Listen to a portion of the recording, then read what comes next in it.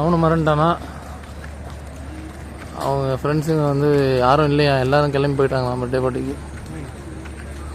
ஒரே அழுகியான். அதான் பர்த்டே பார்ட்டிக்கு காலையிலே போயிட்டு எல்லோரும் 3 மணிக்கு தான் வந்திருக்கானுங்க பசங்க. இவர் காலையில் லேட்டாக வழக்கம் போல் எழுந்திரிச்சு தொண்டைகள் இல்லை. ஓ அப்படியாண்ணா? ஏன் வணக்கம்.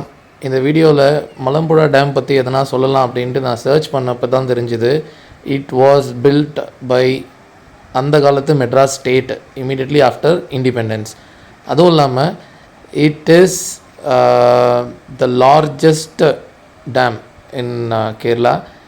ஒரு மலம்புழா ரிவரையும் அப்புறம் பாரதப்புழா அப்படின்ற 2 ரிவரையும் சேர்ந்து இங்கே கேட்ச்மெண்ட் ஏரியா வச்சுருக்காங்க. அண்ட் ஒன்லி கேட்ச்மெண்ட் ஏரியா மட்டுமே வந்து ஆல்மோஸ்ட் 150 கிலோமீட்டர் ஸ்கொயர் கிலோமீட்டர். இன்னொரு முக்கியமான ட்ரிவியா, தமிழ்நாட்டுடைய காமராஜர் அவங்க தான் வந்து இந்த டேமை வந்து இனாக்ரேட் பண்ணி வச்சுருக்காங்க. இன்னும் கூட இன்ட்ரெஸ்டிங் ஃபேக்ட் இருக்குது இந்த டேமை பற்றி. Will see further in the video.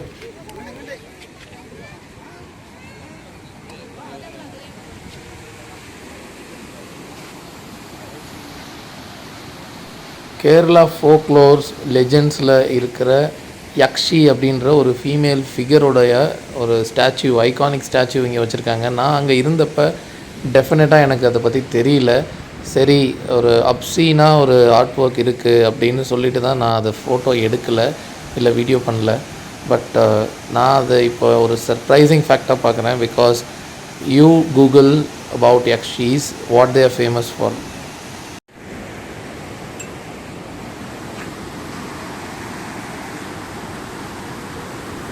தண்ணி விழுற சத்தம் பாருங்கள், எவ்வளோ அழகாக இருக்குது. And it is so enriching to watch from such a close distance.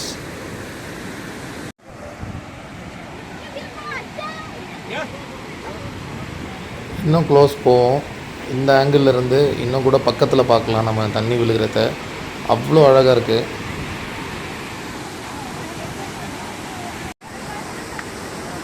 நான் உட்பட இந்த மாதிரி டேம் எல்லாம் போகிறது ஒரு மாதிரி போரிங்காக இருக்கும். அங்கே லிமிட்டடாக ஒரு ஆக்டிவிட்டி இருக்கும். ஸோ ரிப்பீட்டடாக வந்து போட்டிங்கோ இல்லை ஒரு டேமில் கிடைக்கிற ஃபிஷ்ஷு சாப்பிட்றது, இதை விட்டால் அங்கே என்ன இருக்க போகுது அப்படின்னு சொல்லிட்டு வி அவாய்டு.